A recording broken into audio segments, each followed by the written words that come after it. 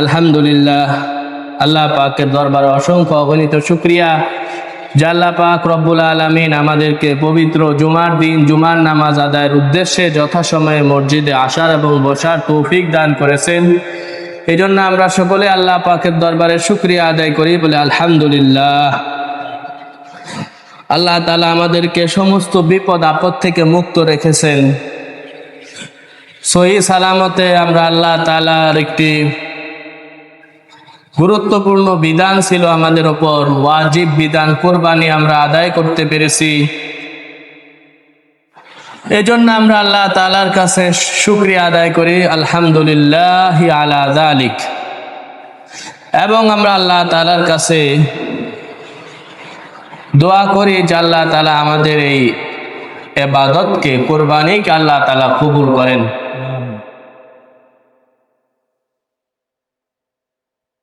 অনেকে কোরবানির আগে অনেক বিপদে পড়েছে, অনেক দুর্ঘটনার শিকার হয়েছে। এই জন্য আল্লাহ তাআলা আমাদেরকে সুস্থভাবে কোরবানি দেওয়ার তৌফিক দান করেছেন। আল্লাহ তাআলার কাছে আমাদের শুকরিয়া আদায় করা যে আল্লাহ তাআলা আলহামদুলিল্লাহ সহি সালামতে আমরা কোরবানি করতে পেরেছি। কোরবানি করার কারণে আমাদের লাভ হয়েছে, আমাদের এখন আলহামদুলিল্লাহ সবার ঘর ভর্তি ফ্রিজে গোস্ত আছে, সবাই পেট ভরে আমরা গোস্ত খাইতেছি। কিন্তু আল্লাহ তাআলার কাছে কি পড়ছে? এই যে আমরা কোরবানি দিলাম আল্লাহ তাআলাকে রাজি খুশি করার জন্য, আল্লাহ তাআলার কাছে তো কোনো গোস্ত যায় না, রক্ত যায় না। কি গেছে? আমাদের তাকওয়া গেছে। কে আল্লাহকে রাজি খুশি করার জন্য কুরবানি করছে? একমাত্র স্রেফ আল্লাহর বিধান আল্লাহ পালন করতে বলছেন, ফাসাল্লি লিরাব্বিকা ওয়ানহার।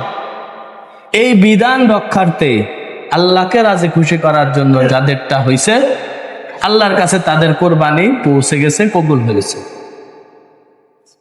সূরা হজের 37 নম্বর আয়াত আমরা আগেও শুনছি। আল্লাহ তাআলা বলেন, লা ইয়ানালুল্লাহা লুহুমুহা ওয়ালা দিমাউহা। তোমাদের এই কোরবানি পশুর গোশত আমি আল্লাহর কাছে আসে না। লাহমুন থেকে লুহুম, লাহমুন মানে গোশত, এর বহু বচন লুহুম। আল্লাহ বলেন, তোমাদের যে কোরবানি করো, শত শত হাজার হাজার গরুর কোরবানি হয়েছে, আল্লাহর কাছে এক টুকরা গরুর গোশত যায় নাই। আল্লাহ বলেন, এগুলো আমার কাছে আসে না। ওয়ালা দিমাউহা, এর রক্ত আমার কাছে আসে না। অন্যান্য ধর্মের যারা কোরবানি করে তাদের প্রভুর নামে, মূর্তির নামে তারা কি করে? গোস্তের একটা অংশ মূর্তির সামনে রেখে দেয়, রক্ত নিয়ে মূর্তির শরীরে মেখে দেয়, এবং তারা মনে করে এটা তাদের দেব দেবী পেয়েছে। কিছু অংশ দেব দেবীর নামে তারা উৎসর্গ করে, তাদের ইলাহদের নামে তারা উৎসর্গ করে, তাদের সামনে পেশ করে। আল্লাহ বলেন, না, আমার এগুলা কিছু লাগে না। আমার কাছে গোস্তও আসে না, রক্তও আসে না, সব তোমরা খাও। রক্ত জমিন চুষে নেয়। ওয়ালাকিন ইয়ানালুহুত তাকওয়া মিনকুম। আল্লাহর কাছে আমাদের যে তাকওয়া, এই তাকওয়াটা আল্লাহর কাছে পৌঁছে, যে আল্লাহকে রাজি খুশি করার জন্য কোরবানি করব। এবং আরেক আয়াতে আল্লাহ তাআলা বলেন, ওই যে হাবিল কাবিলের ঘটনা ওইখানে আছে। কাবিলকে বলছিল, ইন্নামা ইয়াতাকাব্বালুল্লাহু মিনাল মুত্তাকিন। আল্লাহ তাআলা মুত্তাকিদের কাছ থেকেই ইবাদত কবুল করেন, কোরবানি কবুল করেন। এজন্য সবার কাছে বলে বেড়ানো যে এবার কোরবানিটা গরুটা সেই হয়েছে, 3 লক্ষ টাকা দিয়ে দিছে, আমারটা এলাকার মধ্যে সবচেয়ে সুন্দর কোরবানি হয়েছে। আবার আমরা সবার আগে আগে একেবারে কোরবানি দিয়ে 10টার মধ্যে পুরাটা ফ্রিজিং করে ফেলছি। এভাবে বলে বেড়ানো এটা তাকওয়ার খেলা। আল্লাহ পাক তৌফিক দিয়েছেন, এজন্য শুকরিয়া আদায় করা, বড়াই না করা, গর্ব না করা। আল্লাহ তাআলা কোরআনুল কারীমের মধ্যে বলছেন, লা তুবতিলু আমালাকুম। তোমরা তোমাদের আমলগুলোকে বরবাদ করে ফেলো না। আমল কিভাবে বরবাদ হয়? অহংকারের মাধ্যমে, লৌকিকতার মাধ্যমে। অহংকারের মাধ্যমে, লৌকিকতার মাধ্যমে, লোক দেখানোর যে প্রবণতা, বর্তমানে ভাইরাল হওয়ার যে নেশা। একটা বড় গরু কিনলেই এটার ছবি তুলে ফেসবুকে আমরা পোস্ট দিয়ে দেই। এই যে ভাইরাল হওয়ার নেশা, এই যে মানুষের কাছ থেকে বাহবা কুড়ানোর নেশা, এগুলা মানুষের আমলকে বরবাদ করে দেয়। আল্লাহ বলেন লা তুবতিলু আমালাকুম, কষ্ট করে আমল করছো সেই আমলটা বরবাদ করে দিও না। এজন্য এগুলো আমরা করব না, গর্ব করে বেড়াবো না, বরং আল্লাহর কাছে শুকরিয়া আদায় করা যাক। আলহামদুলিল্লাহ, আল্লাহ পাক আমাকে তৌফিক দিয়েছেন। আল্লাহর কাছে শুকরিয়া আদায় করা বেশি বেশি আল্লাহ যেন কবুল করেন। আল্লাহুম্মা তাকাব্বাল মিন্নি কামা তাকাব্বালতা মিন হাবিবিকা ওয়া খলিলিকা ইব্রাহিম আলাইহিস সালাতু ওয়াস সালাম। আল্লাহ আমার এই কোরবানিকে, আমার এই ইবাদতকে আপনি কবুল করেন যেমনি ভাবে আপনি আপনার প্রিয় বান্দা ইব্রাহিম, আপনার খলিল ইব্রাহিমেরটা কবুল করেছেন, ওইভাবে আমারটাও আল্লাহ আপনি কবুল করেন। আল্লাহর কাছে দোয়া করা, কবুল না হলে কোটি টাকা দামের পশু কোরবানি করেও কোনো লাভ নাই। আর যদি আল্লাহর কাছে কবুল হয়, একটা ছাগল, ছোট্ট একটা ছাগল দিয়েছে, আর যদি সেটা আল্লাহর কাছে কবুল হয়ে যায়, এটার সওয়াব কাল কিয়ামতের মাঠে বিশাল আকার ধারণ করবে। এজন্য আল্লাহ তাআলা বলছেন তোমরা তোমাদের আমলকে বরবাদ করো না, লা তুবতিলু আমালাকুম। কোরবানির পরে আমরা এরকম বলা বলি করতে থাকি যে এবারে আমার কোরবানিটা অনেক দামি ছিল, এই ছিল সেই ছিল, এগুলা না বলা, বরং আল্লাহর কাছে শুকরিয়া আদায় করা, কবুল হওয়ার জন্য দোয়া করতে থাকা, এটাই ছিল আল্লাহওয়ালাদের আমল। দ্বিতীয় শিক্ষা হলো কোরআন থেকে, কোরবানি থেকে আমাদেরকে আল্লাহর জন্য উৎসর্গ করা, আত্মসমর্পণ করা, আল্লাহর কাছে আল্লাহর হুকুমের সামনে আত্মসমর্পণ করা। যেমনটা ইব্রাহিম আলাইহিস সালাম আল্লাহর হুকুমের সামনে এত বড় কঠিন বিধান, এটা করার জন্য প্রস্তুত হয়ে গেছেন। ওনার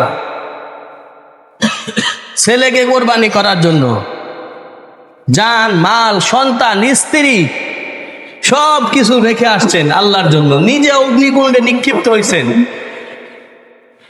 কি পরিমাণ কঠিন পরীক্ষা দিচ্ছেন একজন নবী হয়ে। আল্লাহ রসুল বলতেন যে আনা দাওয়াতু আবিকুম ইব্রাহিম, আমি তোমাদের পিতা ইব্রাহিম আলাইহিস সালামের দোয়ার ফসল। মুসলিম জাতির পিতা ইব্রাহিম আলাইহিস সালাম, ওনাকে আল্লাহ তাআলা কি পরিমাণ পরীক্ষা নিছেন। সন্তান, স্ত্রীকে বলছেন বনবাস দিয়ে আসো, সেই মক্কার মরুপ্রান্তরে যেখানে কোনো গাছ লতা পাতা বলতে কিছু নাই, কোনো মানব বসতি নাই, ছোট্ট অবস্থায় রেখে আসছেন। আল্লাহ বলছেন ব্যাস, দ্বিতীয়বার বলেন নাই যে আল্লাহ কেন এই কঠিন হুকুম আমাকে দিচ্ছেন। আল্লাহ একবারের জন্য বলেন নাই, বারবার বিভিন্ন কঠিন পরীক্ষা দিচ্ছেন, কিন্তু একবারের জন্য বলেন নাই আল্লাহ কেন। আমরা কিন্তু বলে ফেলি যে আল্লাহ কেন পর্দার বিধান দিল, কেন দেবরের সাথে পর্দা করতে হয়, কেন মামার এরকম মামাতো শ্বশুরের সাথে কেন পর্দা করতে হয়, 5 ওয়াক্ত নামাজ এত সম্ভব নাকি এত ব্যস্ততার মধ্যে? আল্লাহ কেন এতগুলা নামাজ দিল দৈনিক, যাকাত দেওয়া এত সম্ভব নাকি? আমরা কেন বলে ফেলি সামান্য সম্পদের জন্য। কিন্তু ইব্রাহিম আলাইহিস সালাম একবারও বলেন না আল্লাহ কেন আমার ছেলেকে জবাই করবো, মাত্র একটা ছেলে, তাও 100 বছর দোয়া করে আপনার কাছ থেকে আনছি, কেন ছেলেটা জবাই করবো? অন্য কোনো বিধান দেন, 100টা উট দেন, 100টা ছাগল দেন, ওইটা করি। একবারও বলেন নাই। এবং এই ঘটনাগুলো আল্লাহ তাআলা আমাদের সামনে তুলে ধরছেন। কেন তুলে ধরছেন? যেন এগুলো থেকে আমরা শিখি, আমরা যেন আল্লাহর বিধানের সামনে কেন না বলি।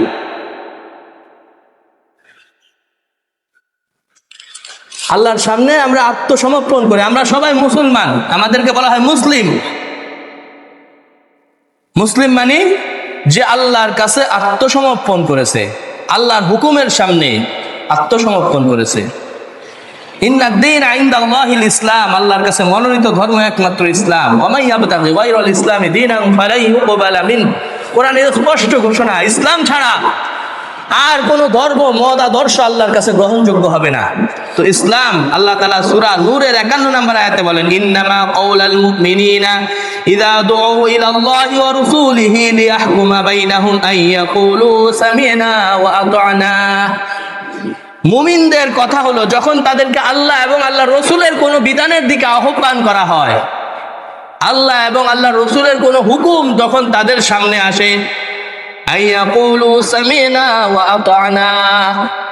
মুমিন যারা প্রকৃত ঈমানদার, আল্লাহর হুকুম সামনে আসার সাথে সাথে তারা এই কথা বলে সামি'না, আল্লাহ আমরা এই বিধান শুনলাম, ওয়া আতা'না মেনে নিলাম, শুনলাম মানলাম, ব্যাস, এর বাহিরে কিছু না। এর ভিতরে হিকমত কি, এটা করব কেন, এটা এই হুকুম আল্লাহ কেন দিলেন, এই কেন বলে না মুমিন। প্রকৃত ইমানদার আল্লাহর হুকুম শোনে তো মানার জন্য প্রস্তুত হয়ে যায়।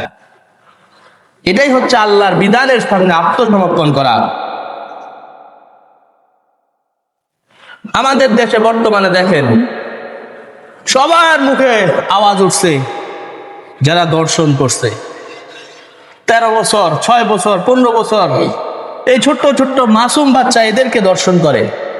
তো সবাই আওয়াজ তুলছে যে না, এই দর্শকদের বিচার সবার সামনে প্রকাশ্যে হতে হবে। যারা নায়িকা, যারা নিজেদের অশ্লীল অঙ্গভঙ্গি ইসলাম বিদ্বেষী কাজ সারা জীবন যারা করছে, এই নায়িকারা পর্যন্ত বলে না এই দর্শকদের বিধান ইসলাম যেভাবে বলছে সবার সামনে প্রকাশ্যে এদেরকে শাস্তি দিতে হবে।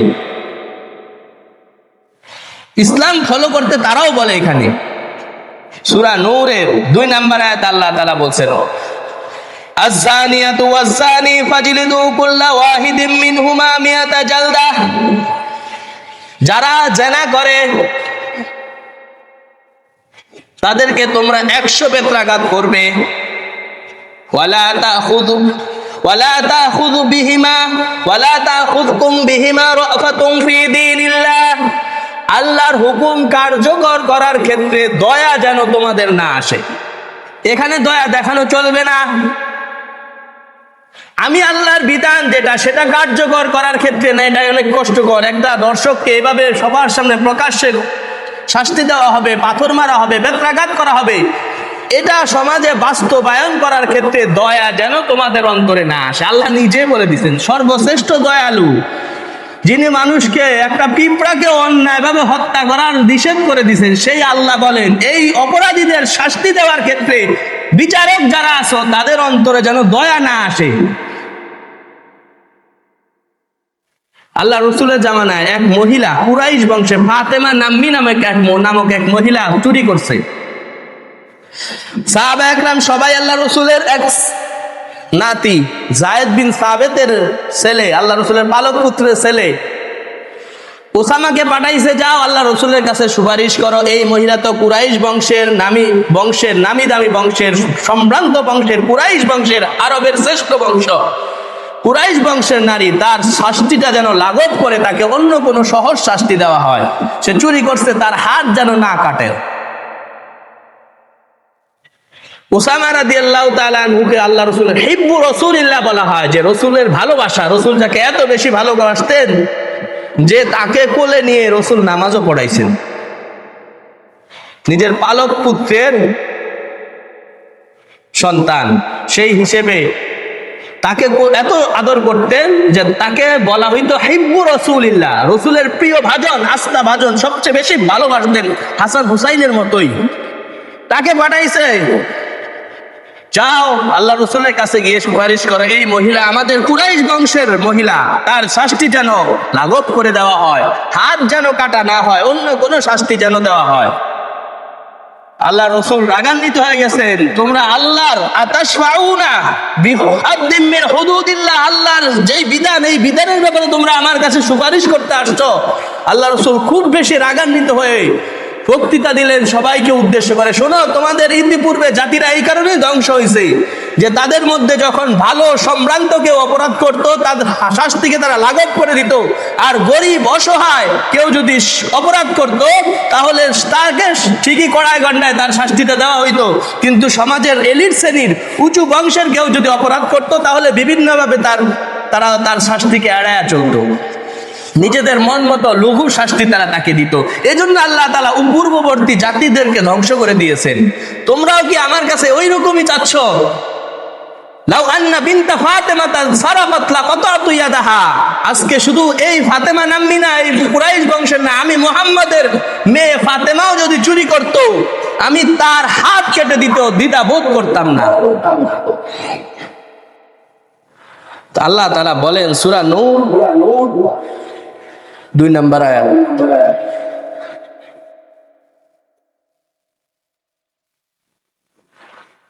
সূরা নূরের 2 নম্বর আয়াতে আল্লাহ তাআলা বলেন যে তোমাদেরকে যেন আল্লাহর বিধান কার্যকর করার ক্ষেত্রে দয়া তোমাদের অন্তরে যেন না আসে।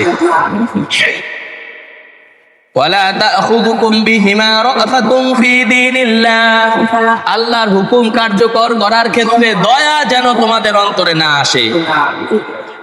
ইন কুনতুম তুমিনুনা বিল্লাহি, যদি তোমরা আল্লাহর উপর ঈমান রাখো, আল্লাহর উপর যদি তোমাদের ভরসা থাকে, ঈমান থাকে।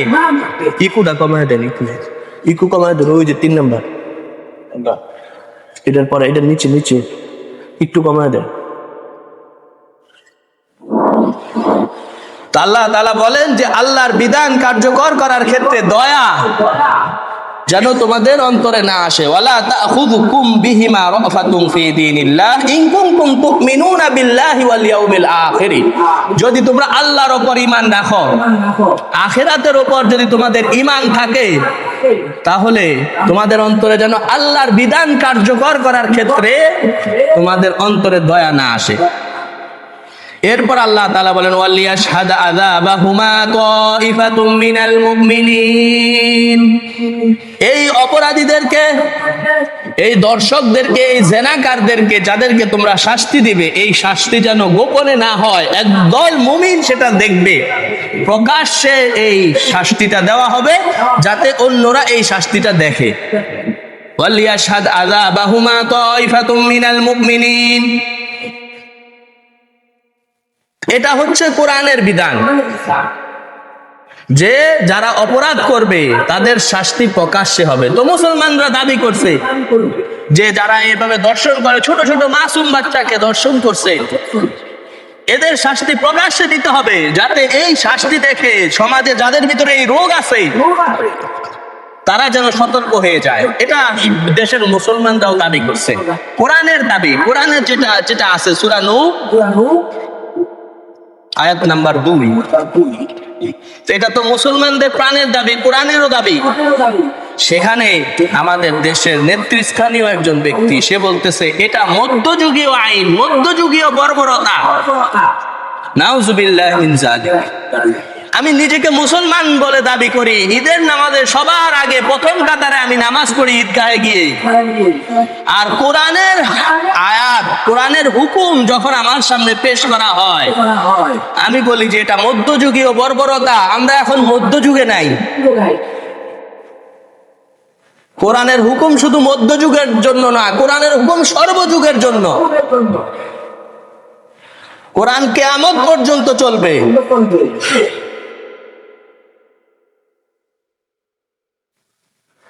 এজন্যই কোরআনে আল্লাহ তাআলা বলেন আল্লাহর হুকুমকে নিয়ে এভাবে আত্মসমর্পণ না করা, এগুলো সমালোচনা করা যে এটা মধ্যযুগীয় বর্বরতা। আল্লাহ তাআলা বলছেন প্রকাশ্যে এদের শাস্তি দিতে হবে।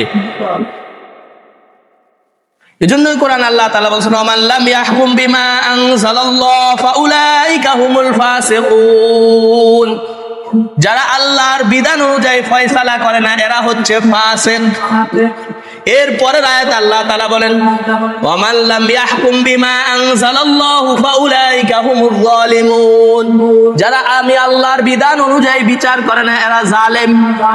3 নাম্বার আল্লাহ তাআলা বলেন ওয়া মান লাম ইয়াহকুম বিমা আনজালাল্লাহু ফাউলাইকা হুমুল কাফিরুন, যারা আল্লাহর বিধান অনুযায়ী বিচার করে না তারা হচ্ছে কাফের। আল্লাহ একবার বলেন ফাসিক, যারা আল্লাহর বিধানকে অনুযায়ী সমাজে বিচার করে না, ফয়সালা করে না। ফাউলাইকা হুমুল ফাসিকুন, এরা ফাসিক। ফাউলাইকা হুমুল যালিমুন, এরা জালেম। ফাউলাইকা হুমুল কাফিরুন, এরা কাফের। ইসলাম হচ্ছে সামি'না ওয়া আতা'না, আল্লাহর বিধান আমি শুনলাম মানলাম। এটাকে মধ্যযুগীয় বর্বরতা বলা, কোরআনের বিধানকে, কোরআনের হুকুমকে দেশের একজন নেতৃস্থানীয় লোক হয়ে কত বড় ইসলাম বিদ্বেষী, কোরআন বিদ্বেষী, মুসলমানদের অন্তরে আঘাত হানে এগুলা কথা।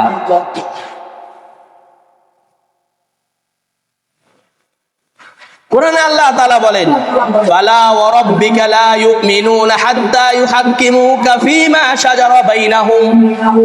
ফালা ওয়া রাব্বিকা, আল্লাহ তাআলা বলেন আমি আল্লাহর কসম, তোমাদের রবের কসম, লা ইউমিনুন, তারা ততক্ষণ পর্যন্ত ঈমানদার হতে পারবে না, হাত্তা ইউহাক্কিমুকা ফীমা শাজারা বাইনাহুম, তাদের মাঝে যে সমস্ত বিশৃঙ্খলা ঘটে। এই যে আমাদের দেশে এখন কয়েকদিন পরে পরেই দর্শনের ঘটনা আমরা শুনতে পাই, খুনের ঘটনা আমাদের সামনে আসে। আল্লাহ তাআলা বলেন এই সময় এই সমস্ত পরিস্থিতিতে মুমিনদের মাঝে যে সমস্ত পরিস্থিতি আসে, দুর্ঘটনা, অঘটন, বিশৃঙ্খলা, অন্যায়, অরাজকতা বিরাজ করে, এই সময় এই বিষয়ে যদি তারা কোরআন হাদিসের ফয়সালা না মানে, ওই অনুযায়ী বিচার না করে, আল্লাহর কসম তারা ঈমানদার হতে পারবে না। আল্লাহ নিজের কসম নিজেই বলতেছেন, ফালা ওয়া রব্বিকা, তোমার রবের কসম করে আমি বলতেছি, তারা তাদের সমাজের এই অসঙ্গতি এই সমস্ত অপরাধের ক্ষেত্রে যদি আল্লাহর বিধানকে, রসুলের হাদিসের বিধানকে যদি তারা না মানে, তারা কখনো ঈমানদার হতে পারবে না। ফালা ওয়া রাব্বিকা লা ইউমিনুনা হাত্তা ইউহাক্কিমুকা ফীমা শাজারা বাইনাহুম, তাদের পরস্পরের যে সমস্যা, সামাজিক বলেন, ব্যক্তিগত বলেন, এই সমস্যার ক্ষেত্রে সমাধান খুঁজতে হবে কোরআনে, সমাধান খুঁজতে হবে হাদিসে। এবং এই অনুযায়ী সমাধান যারা না করবে, আল্লাহ তাআলা বলেন তোমার রবের কসম তারা ঈমানদার না। তারা যতই কাবা ঘরে গিয়ে হজ করুক বছরে বছরে, তারা যতই মসজিদ মাদ্রাসা বানাক, মডেল মসজিদ বানাক, তারা যদি আল্লাহর বিধান দিয়ে তাদের সমস্যাগুলো ফয়সালা না করে, রসুলের আনিত বিধান অনুযায়ী তারা যদি ফয়সালা না করে, তোমার রবের কসম তারা ঈমানদার না। রসুলের জামানায় একটা ঘটনা, একবার এক নামধারী মুসলিম আর এক ইহুদি দুইজনে একটা বিষয় নিয়ে ফয়সালা করার জন্য রসুলের কাছে গেলেন। তো রসুল তো সঠিক বিচার করছেন, ওই ইহুদির পক্ষে ফয়সালা দিছেন। তখন ওই যে নামধারী মুসলিম সে বলছে, না চলো আমরা ওমরের কাছে যাই। ওই নামধারী মুসলিম ওই ইহুদিকে নিয়ে ওমরের কাছে গেছে, যা নালিশ করছে যে এইভাবে এইভাবে আমাদের সমস্যা। তো ইহুদি বলতেছে, শোনো ওমর, এই সমস্যা নিয়ে আমরা রসুলের কাছেও গিয়েছিলাম, রসুল আমার পক্ষে ফয়সালা দিয়েছে, এই রসুলের ফয়সালা সে মানে নাই, সে আবার তোমার কাছে আসছে দ্বিতীয়বার তোমার থেকে রায় নেওয়ার জন্য। ওমর রাদিয়াল্লাহু তাআলা আনহু বলতেন, মাকানা কুমা, ঠিক আছে তোমরা এখানে একটু দাঁড়াও। ওমর রাদিয়াল্লাহু তাআলা ঘরে গেলেন,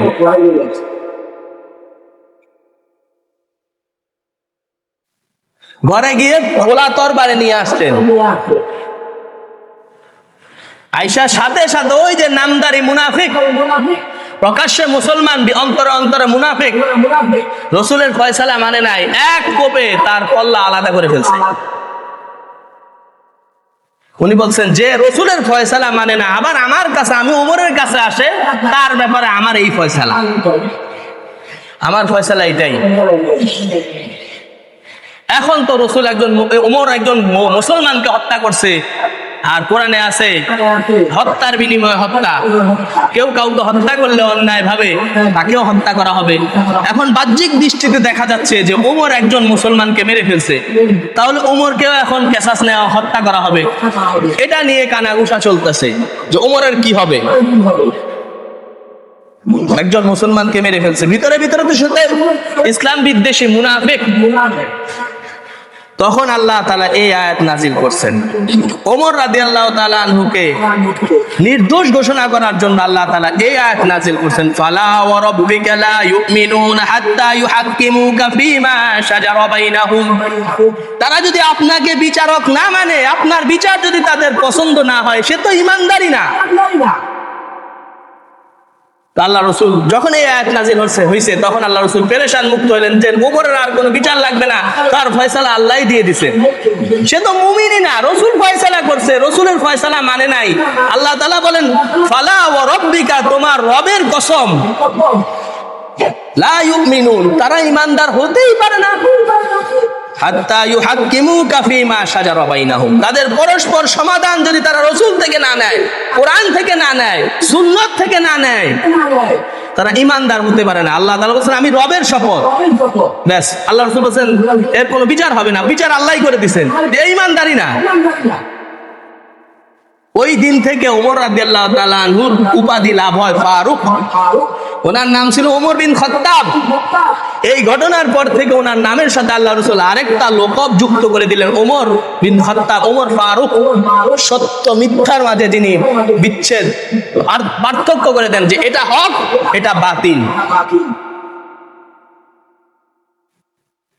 এজন্য আল্লাহর বিধানের সামনে মাথা নত করা, সামি'না ওয়া আতা'না, শুনলাম এবং আল্লাহর হুকুম মেনে নিলাম। আল্লাহ কেন এই বিধান দিছেন, কেন এই বিধান আল্লাহ তাআলা এত কঠিন বিধান দিছেন, এই কেন বলতে গেলেই আমরা আটকে যাব, তখনই ঈমানের মধ্যে সমস্যা।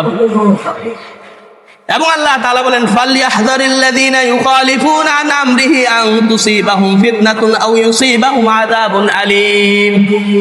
যারা আল্লাহর আদেশের বিপরীত কথা বলে, আল্লাহর বিধানের বিপরীত পথে যারা চলে, তারা যেন সতর্ক থাকে যেই কোনো মুহূর্তে তাদেরকে আযাবে স্পর্শ করবে। আন ইউসিবাহুম ফিতনাতুন, তারা কঠিন ফিতনায় পড়ে যাবে। আও ইউসিবুহুম আযাবুন আলীম, অথবা কঠিন আযাব তাদের উপর এসে পড়তে পারে যদি আল্লাহর বিধানকে, আল্লাহর হুকুম অনুযায়ী তারা ফয়সালা না করে। তো কোরআনেই আছে দর্শকের শাস্তি, জেনাকারের শাস্তি, এই শাস্তি প্রকাশ্যে হবে। ওয়ালিয়াশহাদ আযাবাহুমা তাইফাতুম মিনাল মুমিনিন, মুমিনদের একটা দল এই অপরাধীদের শাস্তিগুলো দেখবে। কোরআনের বিধান, কেসাসের বিধান একেবারে বাইতুল মুকাররমের সামনে প্রকাশ্যে হবে। এটা মেনে নেওয়ার নাম হচ্ছে সামিনা ওয়া আতানা। এখান থেকে আমাদেরকে মুসলমান বলা হয়। মুসলমান আমাদেরকে এজন্য বলা হয় যে আমরা আল্লাহর হুকুমের সামনে আত্মসমর্পণ করব। আল্লাহ বিধান দিয়েছেন, আলহামদুলিল্লাহ, যেহেতু আল্লাহর বিধান। 5 ওয়াক্ত নামাজ, এত ব্যস্ততার মধ্যে কি 5 ওয়াক্ত নামাজ পড়া সম্ভব? এই জামানায় কি 5 ওয়াক্ত নামাজ, বারবার একটু পরে পরে নামাজ, এগুলা যুক্তি দেবে না ইমানদার। কত ফজিলত আমরা শুনি, হাদিসে 15টা কঠিন কঠিন শাস্তির কথা আসছে যারা নামাজ পড়বে না। বেনামাজির ব্যাপারে আরো কঠিন ধমক আসছে যে বেনামাজির হাসর হবে। ফেরাউন যেখানে জাহান্নামে, যেই জাহান্নামে ফেরাউন জ্বলবে, বেনামাজি সেই জাহান্নামে যাবে। ফেরাউন, নমরুদ, হামান, ফেরাউন, নমরুদ, হামান, উবাই ইবনে খালদ, এরা কত বড় বড় ইতিহাস কুখ্যাত অপরাধী। আল্লাহ রসুলের হাদিস, যারা নামাজ পড়ে না তাদেরকে আল্লাহ তাআলা ওই জাহান্নামে রাখবেন যেই জাহান্নামে ফেরাউন থাকবে, হামান থাকবে, নমরুদ থাকবে, উবাই ইবনে খালদ থাকবে। এত কঠিন কঠিন ধমকি আসার পরেও আমরা কিন্তু ওই আগের মতোই নামাজ আমরা এখনো ধরতে পারি না। জাহান্নামীদেরকে যখন ফেরেশতারা বলবে মা সালাকাকুম ফি সাকর, এই তোমরা জাহান্নামে কেন আসলা, তাদের প্রথম জবাব থাকবে এটা, লাম নাকু মিনাল মুসাল্লিন। জাহান্নামীদের প্রথম উত্তর, ঈমানদার হওয়ার পরেও তোমরা কেন জাহান্নামে আসলা, উম্মতে মুহাম্মাদি হয়েও কেন তোমরা জাহান্নামে আসলা? তখন তাদের প্রথম জবাবই হবে লাম নাকু মিনাল মুসাল্লিন, আমরা নামাজ পড়তাম না। ওয়ালাম নাকু নুতাইমুল মিসকিন, আমরা গরিব অসহায় মিসকিনদেরকে খানা খাওয়াইতাম না। ওয়া কুননা নাখুদু মাআল খায়িদিন, আমরা বসে বসে অন্যের সমালোচনা, নিন্দা, এগুলার মধ্যে আমরা আমাদের জীবন কাটাইছি। দোকানে বসে বসে আরেকজন অমুক হুজুরে এটা করছে, সমুক হুজুরে এটা করছে, অমুক মাদ্রাসার হুজুরে এটা করছে, আমি কি করছি সেটার খবর নাই। আরেকজনের সমালোচনা করতে করতেই আমরা শেষ। হাত্তা আতানাল ইয়াকিন, বলছে এই অপরের সাথে মিলে সমালোচনা করতে করতেই আমাদের কাছে মৃত্যু এসে গেছে। হাত্তা আতানাল ইয়াকিন, আমাদের কাছে মৃত্যু চলে আসছে। তো এতগুলা হাদিস শোনার পরেও, এত ভয়ঙ্কর ভয়ঙ্কর কোরআনের আয়াত থাকা সত্ত্বেও দেখেন আমরা নামাজ পড়তে পারতেছি না। আবার আমরা যুক্তি দিই এখন কি সম্ভব এত নামাজ পড়া? সাহাবা একরাম এক একটা আয়াত যখন নাজিল হয়েছে, এক একটা আয়াত ওনারা বেহুশ হয়ে যাইতেন এটার ধমকি দেখে। যখন একটা আয়াত নাজিল হয়েছে ওয়াত্তাকুন নারাল্লাতী ওয়াকুদুহান নাস ওয়াল হিজারা, তোমরা জাহান্নামের ওই আগুনকে ভয় করো যে আগুনের কাঠ হবে মানুষ এবং পাথর। জাহান্নামকে জ্বালানো হবে মানুষ এবং পাথর দিয়ে, জাহান্নামের লাকড়ি। মানুষ হবে তাদের গুনাহের কারণে, আর পাথরের, যেহেতু পাথর দিয়ে মূর্তি বানানো হইতো, এই মূর্তিগুলো, এই জন্য পাথরকে আল্লাহ তাআলা জাহান্নামে দিবেন। তো আল্লাহ তাআলা যখন এই আয়াত নাযিল করেন, ওয়াত্তাকুন নারাল্লাতী ওয়াকুদুহান নাস ওয়াল হিজারা, তখন সালমান ফার্সি উনি বেহুশ হয়ে গেলেন, ঘর বাড়ি ছেড়ে ওনাকে পাওয়া যাচ্ছে না, কোথায় চলে গেছেন? জঙ্গলে চলে গেছেন। সাহাবা একরাম খুঁজতে খুঁজতে ওনাকে পান না, আয়েশা আল্লাহ রসুলের কাছে বলছেন, ইয়া রাসূলুল্লাহ, সালমান ফার্সিকে পাওয়া যাচ্ছে না। খুঁজতে খুঁজতে ওনাকে জঙ্গলের কাছে গিয়ে পাওয়া গেল। জঙ্গলে গিয়ে সারাদিন আল্লাহর কাছে কান্নাকাটি করতেছেন, রোনাজারি করতেছেন আল্লাহর ভয়ে। এই আয়াত নাজিল হওয়ার পরে কয়েকজন সাহাবী ওনাকে খুঁজে বের করে রসুলের কাছে নিয়ে আসতেন। রসুল বলল, সালমান, তোমার এই অবস্থা কেন? তো সালমান ফার্সি রাদিয়াল্লাহু তাআলা আনহু বলছেন, ইয়া রাসূলুল্লাহ, যখন আপনার উপর এই আয়াত নাযিল হয়েছে, ওয়াত্তাকুন নারাল্লাতী ওয়াকুদুহান নাস ওয়াল হিজারা, যে তোমরা ওই আগুনকে ভয় করো যে আগুনের লাকড়ি হবে মানুষ এবং পাথর, এই আয়াত নাযিল হওয়ার পরের থেকেই আমার এই অবস্থা। আমার আর পৃথিবীর কিছু ভালো লাগতেছে না, আমি ভয়ে আছি যে আমার কি হবে। তখন আল্লাহ রাসূল বলছেন, লাস্তা মিনহুম, সালমান, তুমি তাদের অন্তর্ভুক্ত না, ইন্নাকা মিন আহলিল জান্নাহ, তুমি জান্নাতি, তুমি জান্নাতি, তুমি কেন এত পেরেশান হইতেছো? দেখেন, একটা আয়াত নাজিল হওয়ার পরে খাওয়া দাওয়া সব ছেড়ে দিছেন। আল্লাহ রসুল যখন সুসংবাদ দিছেন যে না, যেই জাহান্নাম, যেই মানুষদেরকে দ্বারা জাহান্নাম জ্বালানো হবে, সালমান, তুমি তাদের অন্তর্ভুক্ত না, তুমি তো জান্নাতি মানুষ, তখন উনি শান্ত হয়েছে। আমাদের ব্যাপারে কি ঘোষণা আসছে, কি কোনো সুসংবাদ আসছে আমাদের ব্যাপারে? 60 বছর 70 বছর হয়ে গেছে, আমরা এখনো নামাজ ধরতেছি না, কি নিয়ে যাব? ওই তাদের মতো অবস্থা হবে। তারা যখন জাহান্নামীদের মধ্যে বলছে, কুন্না নাখুদু মাল খায়দিন, আমরা বসে বসে শুধু গল্প করতাম, গীবত, পরনিন্দা, সমালোচনা, এগুলোর মধ্যেই আমরা থাকতাম, হাত্তা আতানাল ইয়াকিন, এই অবস্থায় আমাদের কাছে মৃত্যু এসে গেছে। হাত্তা আতানাল ইয়াকিন সূরা শেষে, সূরা কোরআন শরীফের শেষের দিকে আছে। এজন্য ইসলাম হচ্ছে, কোরবানি আমাদেরকে এটা শিক্ষা দেয়, আত্মসমর্পণ করা আল্লাহর সামনে। আল্লাহ যে হুকুম বলছেন, সামি'না ওয়া আতা'না, এটা মধ্যযুগীয় বর্বরতা, এটা নিষ্ঠুরতা। এগুলা বলে কোরআনের বিধানকে ব্যঙ্গ করলে ঈমান থাকে না, মুসলমান ঈমান থাকে না। মানতে না পারলে সেটার জন্য আলাদা কথা, নিজের দুর্বলতা, কিন্তু আল্লাহর বিধান যেটা, সেটাকে যদি আমি মধ্যযুগীয় বর্বরতা বলি, ঈমান থাকবে না। আল্লাহ তাআলা আমাদেরকে এই ধরনের কথা বলা থেকে, যেগুলা বলার কারণে সরাসরি কোরআন বিরোধী হয়, ঈমান চলে যায়, এই ধরনের কথা থেকে আমরা আমাদের জবানকে হেফাজত করব, সাধ্য অনুযায়ী আল্লাহর হুকুম মানার চেষ্টা করব। আল্লাহ তাআলা আমাদের সকলকে কথাগুলো বোঝার এবং সে অনুযায়ী আমল করার তৌফিক দান করুন।